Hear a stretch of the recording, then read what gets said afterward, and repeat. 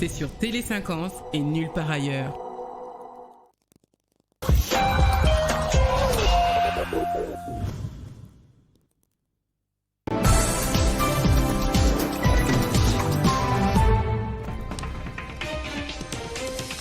Forum sur l'unité katongaise, Joseph Kabila a pris part ce dimanche à Lubumbashi à la messe de clôture. Parmi les personnalités présentes, on retrouve Moïse Katumbi. Entre-temps, Delis Sesanga annonce des manifestations pour réclamer des élections crédibles en 2023. Le président du parti Envol dénonce le retour de la dictature et des mégestions de la chose publique par le pouvoir en place. Bonjour et bienvenue sur Télé 50. Si vous nous rejoignez, ouvert mardi 17 mai, le Forum pour l'unité et la réconciliation des Katangais se clôturait ce dimanche. L'ancien président de la République, Joseph Kabila Kabange, a pris part à la messe dite en la cathédrale Saint-Pierre et Paul de Lubumbashi. Dans la foulée, on retrouve Moïse Katumbi, président du parti politique Ensemble pour la République. Lève de fin pour le Forum de Lubumbashi ce dimanche. Plus de 400 personnes ont pris part à la messe des clôtures du Forum sur l'unité katangaise. Des proportions aussi inquiétantes. Autour de Monseigneur Fulgence Mouteba, archevêque de Lubumbashi, homme politique influent, venant de plusieurs bords politiques, mais ayant l'espace katangais comme origine, se sont rassemblés dans la capitale du cuivre. D'après l'archevêque de Lubumbashi, interpellé pour la crise de cohabitation qui sévit dans cette partie du pays, cette démarche se veut fondamentalement apolitique. Elle s'inscrit plutôt dans les buts de sa mission pastorale. Attendu depuis le début de ces forums, c'est ce dimanche que l'ancien président de la République démocratique du Congo et sénateur à vie, Joseph Kabila Kabange, est arrivé à Lubumbashi pour prendre part à la cérémonie des clôtures du forum sur l'unité katangaise. Le président du parti Envol, Delis Sesanga, dénonce le retour de la dictature et des mégestions de la chose publique par le pouvoir en place. Au cours d'une matinée politique, il a pour exiger des élections crédibles et transparentes en 2023, demander à la population de se tenir prête pour les mots d'ordre qui sera donné pour de grandes actions des terrains.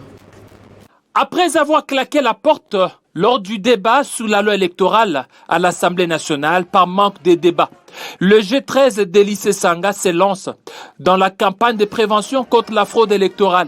C'est ce qu'on peut lire sur les affiches du parti Envol lors de cette matinée politique. Prenant la parole devant la foule, Delis Sesanga appelle tous les Congolais à la vigilance à l'approche des élections de 2023.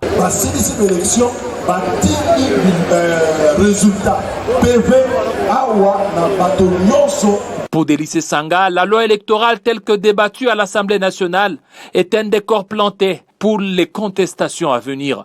La loi électorale a été faite pour avoir des élections transparentes. Il est venu le temps où le peuple doit s'impliquer dans l'adoption de cette loi parce qu'en définitive, c'est le droit du peuple à se choisir les dirigeants que nous voulons protéger.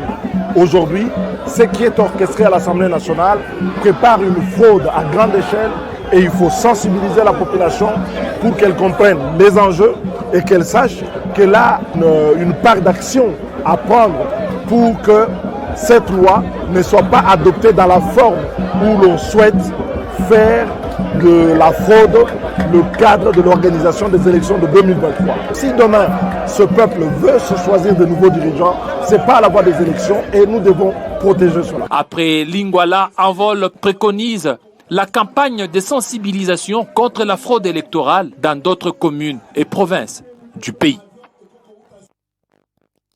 Le Parlement sera bel et bien en congrès ce lundi 23 mai au Palais du Peuple. En prévision de ce rendez-vous, le président du Sénat, Modeste Batulukwebo, a présidé une plénière au cours de laquelle les sénateurs ont statué et désigné par résolution leur collègue Bonga Magalou, lui comme les candidats du Sénat, pour siéger à la Cour constitutionnelle. Les détails dans cet élément.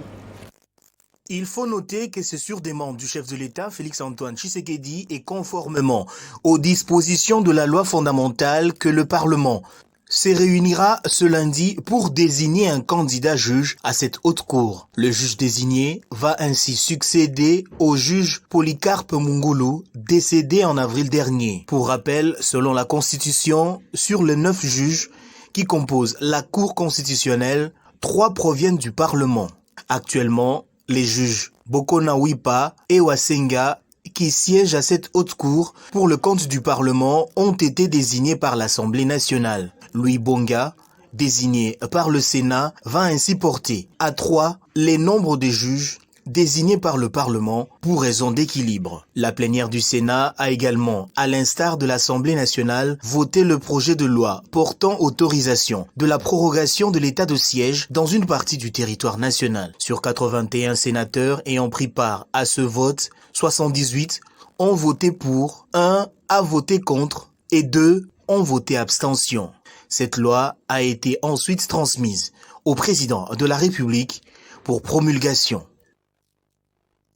Nombreux s'interrogent sur les noms dits du Forum de l'unité katangaise et pour en parler justement, nous recevons sur ce plateau Jean-Marie Kassamba, analyste des maisons, pour essayer de nous donner un peu plus de l'éclairage à ce sujet. Jean-Marie Kassamba, bonjour et bienvenue. Bonjour. Alors dites-nous, quel a été l'objectif de ce forum?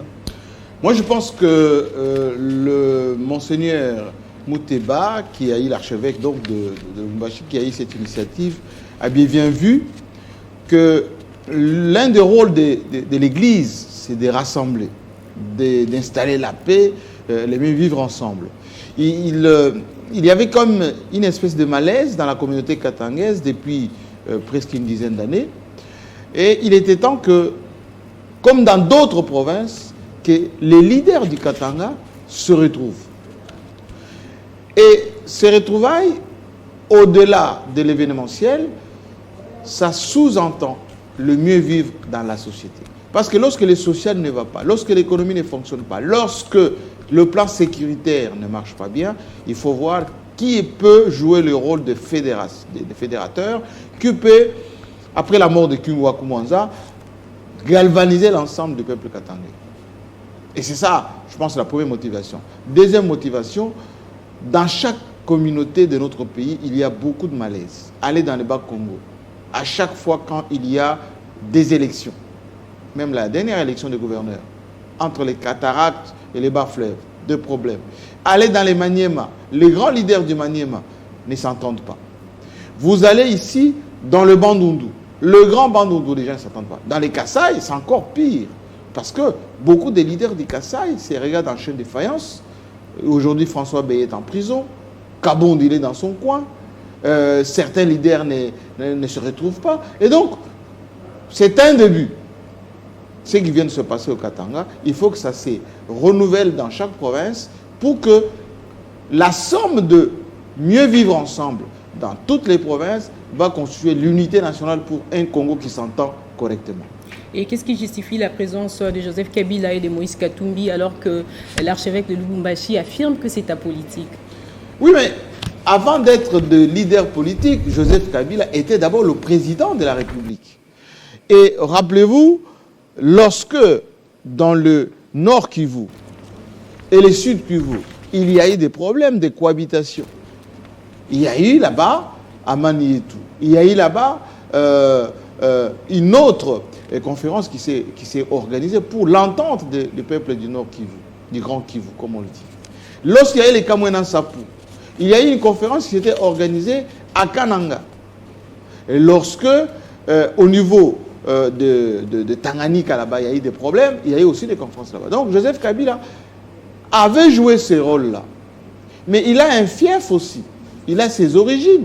Lorsque les leaders de sa grande province, les grands Katanga, se retrouvent, en tant que notables, il peut être associé comme le premier d'entre eux, pour, en quelque sorte, témoigner de l'affection qu'il a pour ses propres compatriotes. Et donc, ce n'est pas du tout secteur ni tribal, c'est tout simplement un exemple qu'il faut suivre, parce que demain, en tant qu'ancien chef de l'État, lorsqu'il va y avoir dans d'autres provinces des situations de cette nature, il peut être associé pour apporter son expérience. Rappelez-vous ce qu'il a fait pour Sun City, rappelez-vous ce qu'il a fait lorsqu'il y a eu la Senko, et donc, c'est un pays de dialogue. Et donc, aujourd'hui, Katumbi et Joseph Kabila qui se retrouvent, ce n'est que justice, parce qu'ils ont déjà travaillé ensemble. Katumbi était au PPRD, Katumbi était gouverneur de Joseph Kabila. S'il y a eu des malentendus en politique, les malentendus ne peuvent pas perdurer longtemps. Et c'est un bon signe qu'il faut donner à l'ensemble de la République. Les malentendus ne peuvent pas perdurer pendant longtemps. Nous avons tous vu Joseph Kabila et Moïse Katumbi se serrer la main. Oui. Alors comment commentez-vous ces gestes? Mais je pense que ça fait un buzz, ça va faire encore un buzz à travers le monde. Et c'est tant mieux d'ailleurs, c'est comme ça. Mais il faut aussi en même temps donner un signal à d'autres communautés pour dire que certaines situations, ça c'est un peu de la stratégie que je vais vous dire, lorsqu'il y a une espèce de stigmatisation, avérée ou pas, vers telle ou telle communauté, ces communautés-là développent le mécanisme de survie. C'est ce qui se passe en ce moment en Russie avec l'Ukraine. Plus la Russie sera en quelque sorte mise contre mur, plus les Russes vont coaliser pour dire on est en train de nous surchauffer et pour que nous puissions exister, nous devons être co-russes. Il ne faut pas que dans la gestion de la chose publique, qu'il y ait l'once des stigmatisations. Parce que je sais que le président de la République, qui était d'ailleurs informé de cette activité, parce que l'archevêque de Lubumbashi a rencontré le président de la République, il en a parlé. Ensuite, le président a autorisé. Ensuite, les services d'intelligence sont à Lubumbashi avant même que ces manifestations se passent. Ils suivent tout ceci de près. Il n'y a pas de velléité belliciste ou sécessionniste dans tout ceci. C'est tout simplement un comportement des Congolais qui se sont rappelés, qui viennent de quelque part. Chacun vient toujours de quelque part. Et leurs origines, aujourd'hui, les poussent à être ensemble. Merci Jean-Marie Kassamba d'avoir répondu à nos questions. Je rappelle que vous êtes analyste maison. Merci. Godefra est le seul secrétaire général qui peut engager le parti Lumumbiste unifié sur la décision du Conseil d'État qu'il a confirmée au mois d'avril dernier au cours d'une matinée politique organisée au siège du PALU. Godefra Mayobo a appelé à l'unité des fils et filles du parti autour de l'idéologie du patriarche Antoine Gizinga. Les juges de référé en demande de référé liberté en appel et déclarent le moyen d'appel soulevé en appui du mal jugé recevable et fondé. Article 2. Il déclare recevable et fondé la requête en appel et en conséquence infirme l'ordonnance rendue par la Cour d'appel de Kinshasa Makete sous ROR 018 dans toutes ses dispositions. Article 3. Faisant ce qu'aurait dû faire le premier juge dit recevable et fondé la requête introduite sous ROR 018. Il anéantit article 4, par conséquent les effets de la décision du ministre de l'Intérieur. Sécurité, décentralisation et affaires coutumières contenues dans sa lettre numéro 25/4/VPM/Minitercedac AOK 118 2022 du 14 février 2022. Article 5. Il ordonne au VPM, au vice-premier ministre, ministre de l'Intérieur, Sécurité, Décentralisation et Affaires coutumières de prendre acte des changements intervenus dans la direction politique du PALU à la requête de Godefra Mayobo, secrétaire général, chef du parti.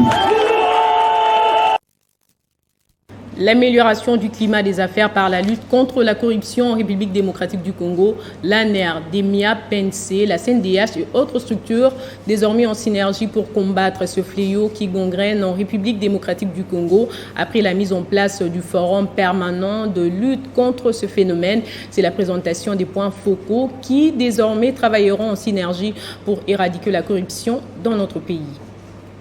L'ANER, DEMIA, Police, CNDH et autres institutions de la République démocratique du Congo s'y sont réunis en bloc pour lutter contre la corruption, pratique qui a longtemps gardé le développement de notre pays. Après la mise en place du forum permanent de lutte contre la corruption, aujourd'hui, nous assistons à la présentation de points focaux de ce forum.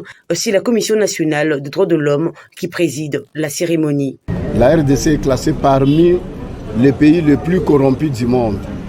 Alors il y a dichotomie entre son institution nationale des droits de l'homme qui est classée parmi les meilleures institutions du monde de l'Afrique et de l'Afrique centrale. Alors nous voulons à ce que la lutte soit pour tout le monde, pour que la situation des droits de l'homme s'améliore dans notre pays. Et c'est ce qui fait qu'aujourd'hui nous venons d'avoir dans des différentes structures, que ce soit les structures étatiques et non étatiques, des points focaux engagés pour lutter contre la corruption. Et comme la lutte maintenant est généralisée pour tout le monde, à ce moment-là, on va contribuer aussi à l'amélioration de notre législation. Cette énergie de force travaillera désormais pour l'amélioration du climat des affaires en RDC, selon la vision du chef de l'État, Félix-Antoine Tshisekedi Tshilombo. Na mokili mobimba yebani ete corruption ezali eloko ya mabe, ezali kobebisa ba droit ya bato, ezali kopesa pokoso na isika oyo corruption ezali. Le message est lancé à toutes les couches sociales de la République démocratique du Congo de dénoncer tout cas de corruption sans crainte. Ce forum aura encore un autre rôle de recevoir toutes les plaintes, toutes les dénonciations, afin d'orienter les victimes vers les juridictions compétentes. Celui qui dénonce sera encouragé et le corrompu sera découragé. Désormais, il faudra parler du Conseil national des techniciens anesthésistes réanimateurs. Cette structure regroupant les techniciens anesthésistes réanimateurs de la République démocratique du Congo est mise en place dans l'objectif de réguler les secteurs et de valoriser la profession. Le respect des normes techniques de la profession d'anesthésiste réanimateur et la protection du malade est le souci majeur qui anime ces professionnels de la santé. Autrefois dénommée Société des techniciens anesthésistes et réanimateurs de la RDC, cette association fonctionnera désormais sous le label de Conseil national des techniciens anesthésistes et réanimateurs de la RDC. Par le recalibrage de leurs objectifs, ces professionnels de la santé veulent mettre de l'ordre dans leur secteur. Aujourd'hui, nous avons un conseil national. Je pense que le monde déjà conseil dit plus. Là, nous n'avons pas des membres sympathisants ni encore des membres d'honneur. Non. Nous n'avons que des membres de droit. Pour être membre, il faut avoir un diplôme d'anesthésie. Au nombre de recommandations, les techniciens, anesthésistes et réanimateurs de la RDC appellent le gouvernement à réguler le secteur en vue de l'amélioration des conditions de leur travail. Il doit réguler la profession. C'est son rôle. Si on ne devient pas l'ordre, c'est-à-dire qu'il n'y aura pas une loi. Vous êtes journaliste, cherchez par-ci par-là si dans ce pays il y a une loi en ce qui concerne l'anesthésie et la réanimation. Il n'y en a pas. On doit savoir qui fait quoi. Dans les tout prochains mois, le Conseil national des techniciens anesthésistes et réanimateurs de la RDC projette l'installation du syndicat national de la profession d'anesthésiste qui aura pour mission de militer et plaider la cause des anesthésistes. Qui a bloqué l'installation des compteurs des prépaiements à Kanduka dans la commune de Kitambo. L'affaire est loin de finir. La société groupe Amka, pourvoyeuse de câbles électriques à la SNEL, sort de son silence et dément toute allégation à son encontre, diffusée dernièrement à travers les médias ayant livré les marchandises à la SNEL après avoir perçu la compte. Amka déclare ne pas être auteur de ces blocages, mais plutôt la SNEL. Plus de détails dans ce reportage. Tout est parti de la descente du député national Ogi Kalonji sur les sites. Bakablo est sali 2 ans. Na mituka, na ba lumière. Biloko nyonso est sali 2 ans. Biloko ezali ya ko servir 30 000 ménages. Mais l'information est mal relayée par le journaliste Israël Mutombo de Boussolo TV. Selon la société Groupe Amka qui a contacté la rédaction de Télé 50. Bakable ezali ya mwasi moko kombo na ye Madame Stéphanie. Madame Stéphanie azali responsable et entreprise moko kombo nango Amka. Donc ezali AMK. Nde mukolo entreprise ou Madame Stéphanie. Faux et très faux.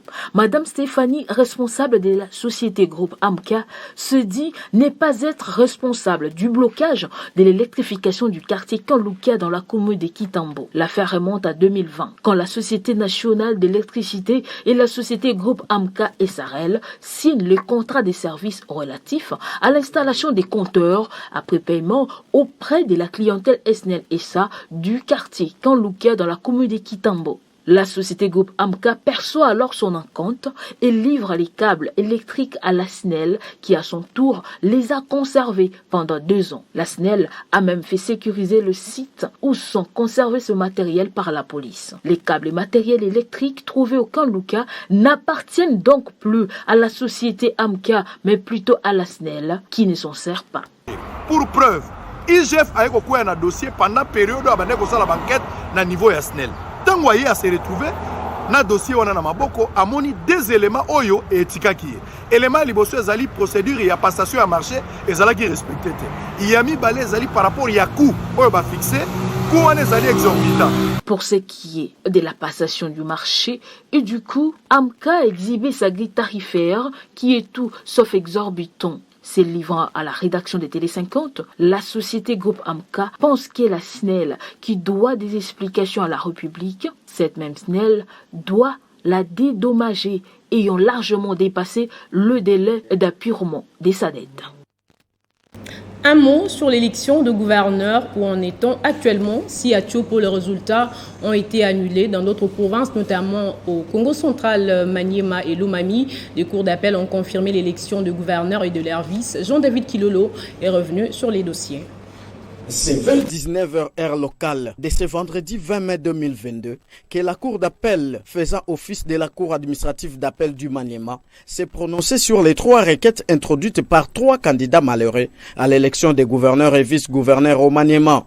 Dans sa décision, cette juridiction a déclaré irrecevable et non fondée 2 requêtes et une autre a été déclarée recevable mais non fondée pour défaut de qualité et absence d'éléments de preuve. En conséquence, la Cour d'appel du Maniema confirme les résultats provisoires de l'élection du 6 mai dernier, publié par la Commission électorale nationale indépendante CENI, ayant porté à la tête du Maniema Hubert Kindanda Kishabongo Radjabo et Tchouma Yafali Bernard, respectivement gouverneur et vice-gouverneur. Confirme la décision numéro 015 par CENI, par AP, par 2022, du 6 mai 2022, portant publication provisoire de l'élection des gouverneurs et vice-gouverneurs des provinces, spécifiquement en ce qui concerne la province du Maniema. Juste après le prononcé du jugement, les grandes artères de la ville de Kindo sont entrées en ébullition. Des militants de partis et regroupements politiques membres de l'Union sacrée de la nation, dont l'UDPS, l'AFDC, l'AABC, l'UNC et autres, sont descendus sur terrain, scandant des chansons de gloire au gouverneur élu et confirmé par la cour d'appel à ce jour, qui est Hubert Kindanda Kishabongo Radjabou et son vice-gouverneur Tchouma Yafali Bernard. Pour eux, c'est une satisfaction. Pour rappel, les tickets Hubert Kindanda Kishabongo Radjabou et Tchouma Yafali Bernard a été élu avec 18 voix sur 22 votants. Les requêtes en contestation ont été introduites par les candidats malheureux Bouchiri Makula Corneille qui avait obtenu 1 voix et Aruna Ndarabou ainsi que Bernard Ngombi Takaïche qui avait obtenu chacun 0 voix. Place au rappel des titres. Forum sur l'unité katangaise, Joseph Kabila a pris part ce dimanche à Lubumbashi à la messe de clôture. Parmi les personnalités présentes, on retrouve Moïse Katumbi. Entre-temps, Délice Sanga annonce des manifestations pour réclamer des élections crédibles en 2023. Le président du parti En Vol dénonce le retour de la dictature et des mégestions de la chose publique par le pouvoir en place. Ce journal est terminé. Restez fidèles au programme de Télé 50. L'actualité revient dans moins d'1 heure sur votre chaîne.